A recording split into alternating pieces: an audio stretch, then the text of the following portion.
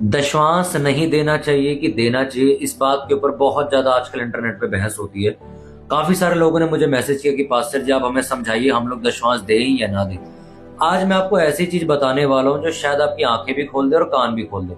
और ये वीडियो उन लोगों को जरूर भेज देना जो गलत शिक्षा इंटरनेट पे बैठ के फैलाते रहते हैं। मैं बहुत कम बाइबल टीचिंग्स देता हूँ, बट मैं कभी कभी जब परमेश्वर कहता है मैं तभी देता हूँ। आज मुझे परमेश्वर ने बोला कि ये मसला समझाना बहुत ज्यादा जरूरी है, क्योंकि बहुत सारे लोगों को ना मिसगाइड किया जा रहा है इंटरनेट के ऊपर। तो अब मैं एक वचन आपको दूंगा, फटाफट आप ध्यान से सुनना, आपकी स्क्रीन पे भी दिख रहा होगा।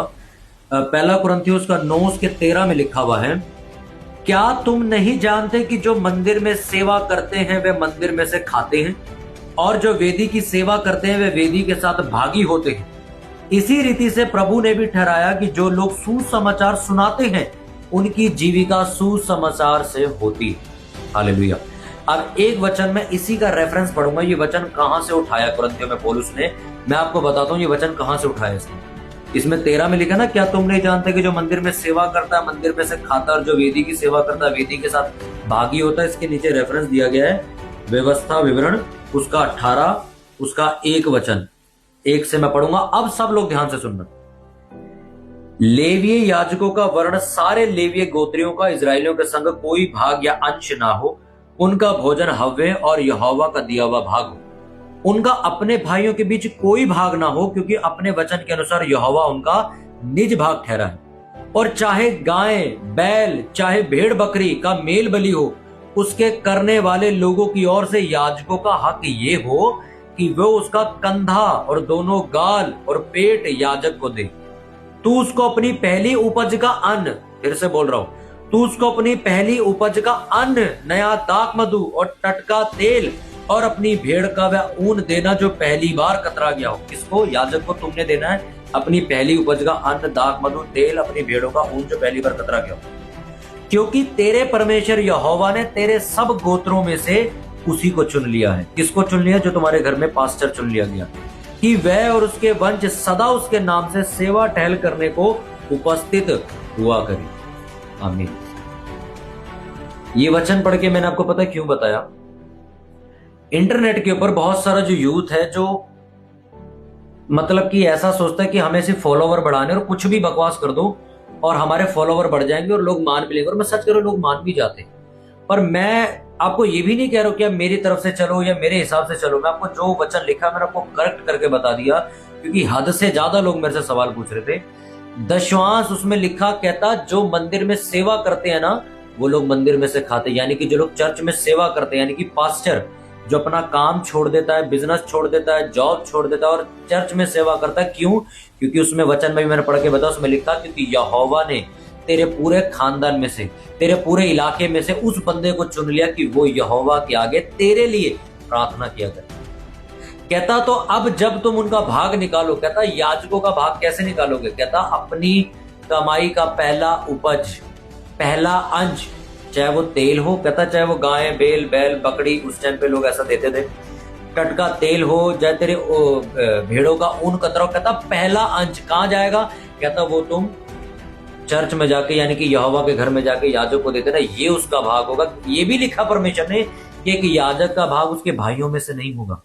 अगर मेरे भाइयों के पास बहुत सारी संपत्ति है तो उसमें मेरा भाग नहीं है, क्योंकि बाइबल में लिखा यहोवा उनका निज भाग ठहरा है। यानी कि उनका परिवार, एक पास्टर का घर अब यहोवा चलाता। यही वचन उठा के पौलुस नए नियम में क्या लिखता है? कहता उसमें जब कुरिन्थियों की किताब में क्यों लिखेगी ये बात, क्योंकि कुरिन्थियों के टाइम में, कुरिन्थियों की कलीसिया में ये भी बहस हो रही थी कि एक पास्टर की जीविका आएगी कहां से, एक पास्टर के पास पैसा कहां से आएगा, क्योंकि उसको भी घर चलाना, उसको भी अपने बच्चों के स्कूल की फीस भरनी होगी, कपड़े खरीदने, खाना रोटी राशन लाना, अपनी माँ की दवाइयां, कुछ ना कुछ तो उसको भी करना है। तो वहां पे बहस चल रही थी कि अब वो क्या करे।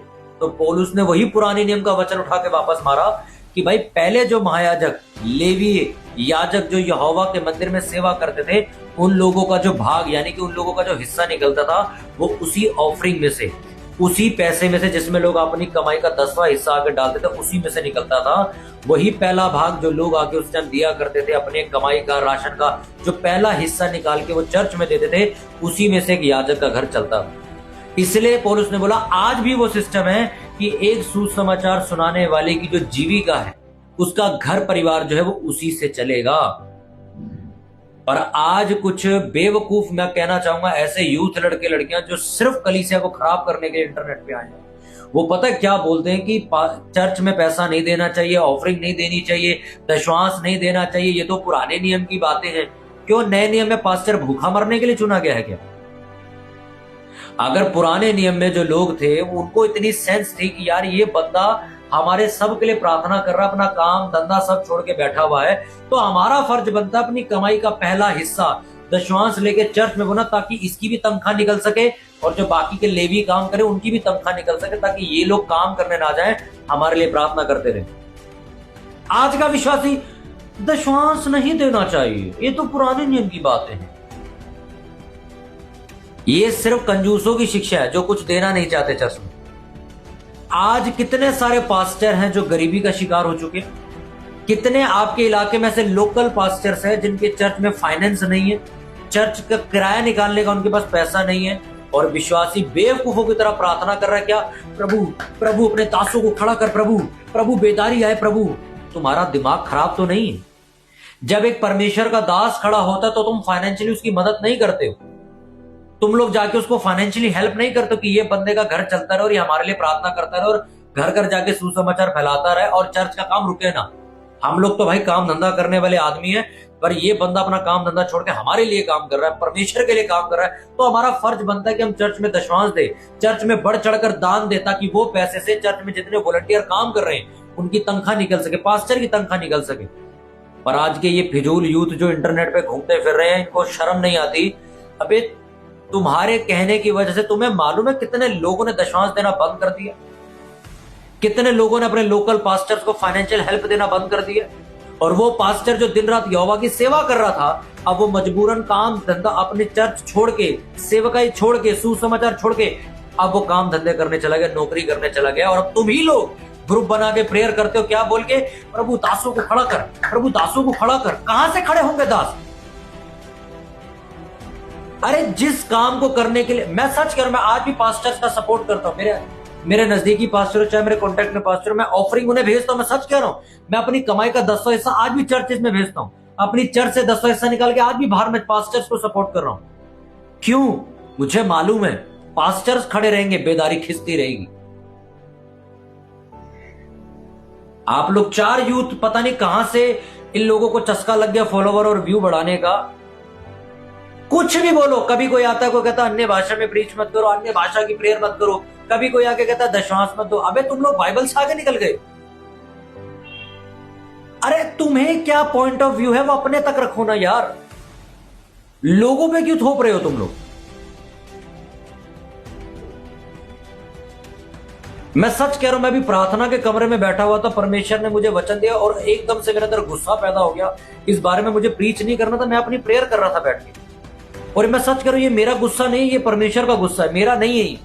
मैं तो अपना प्रार्थना कर रहा था अपने कमरे में, एकदम से परमेश्वर बोला जाओ और इस पे प्रीच कर, मैं तुझे वचन दे रहा हूं। और मेरे को इस पे प्रीच नहीं करना था, मैं एकदम से आया हूं अभी प्रीच करने के लिए।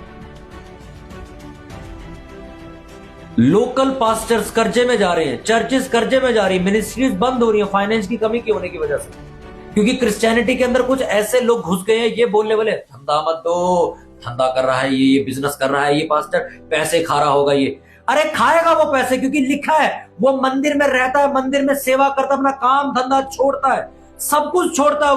वो चर्च में से पैसे ले सकता है, ये पास्टर का अधिकार है।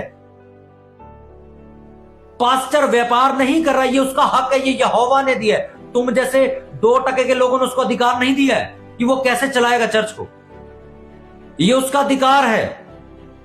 तुम लोग अगर 50-50 हजार की तनख्वाहों पे काम कर सकते हो तो उसको भी अधिकार है, वो भी कर सकता है। पौलुस कहता क्या हमें अधिकार नहीं है काम करने का? पर पौलुस कहता मैं अपनी मर्जी से तंबू बनाने का काम करता हूं।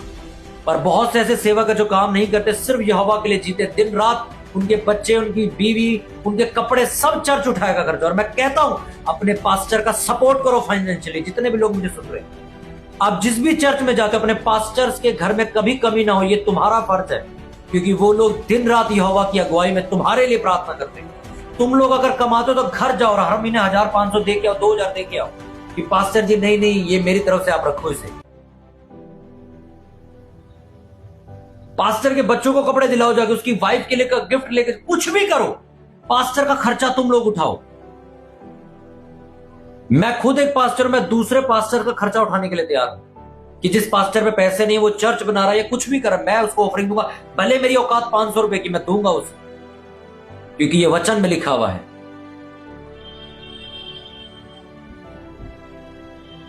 बाइबल में लिखा जो मंदिर में रहता है, मैं नहीं कह रहा हूं, उसने लिखा पहला कुरिन्थियों में, जो मंदिर में रहता है, जो उसकी सेवा करता, वो मंदिर में से खाता है।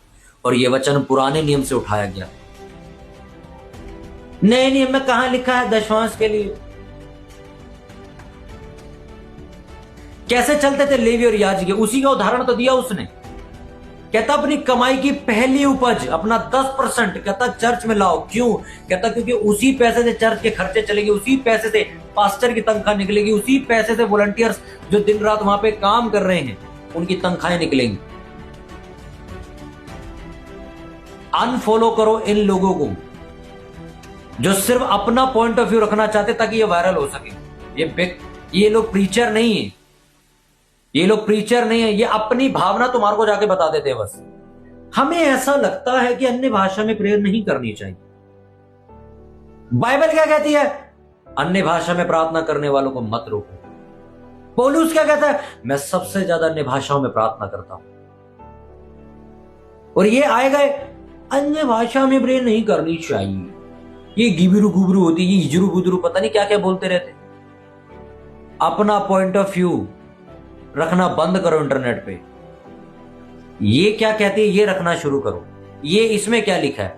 और मैं इन सबको भी कहना चाहूंगा जो इस टाइम मुझे भी सुन रहे हो, भाई लोग थोड़ा सा दिमाग लगाओ। हर किसी को सुन के फैसला मत कर लिया करो। अरे मुझे भी सुन के फैसला मत करो यार। अब तुम्हारे पास परमेश्वर का जीवित वचन, उसे पढ़ो और जाके समझो क्या करना है। उसमें साफ तौर पे मैंने पढ़ के बताया, ऐसे आप लोग भी पढ़ो यार, क्या रियलिटी है। ये इंटरनेट यूट्यूबरों को छोड़ दो, बाइबल तुम्हें मिली है, जाओ और उसे पढ़ो और समझो क्या करना। इस वीडियो को लोगों तक शेयर कर दो, कलीसियाओं में शेयर कर दो, ताकि थोड़ी बुद्धि खुल जाए और ये बेकार में लोगों को सुनना बंद कर दो। बस परमेश्वर ने मुझे ये आवाज दी थी जो मैंने आज आपको आके दे दी, और मेरा विश्वास है परमेश्वर आपसे बात जरूर करेगा। आप सभी को जय मसीह।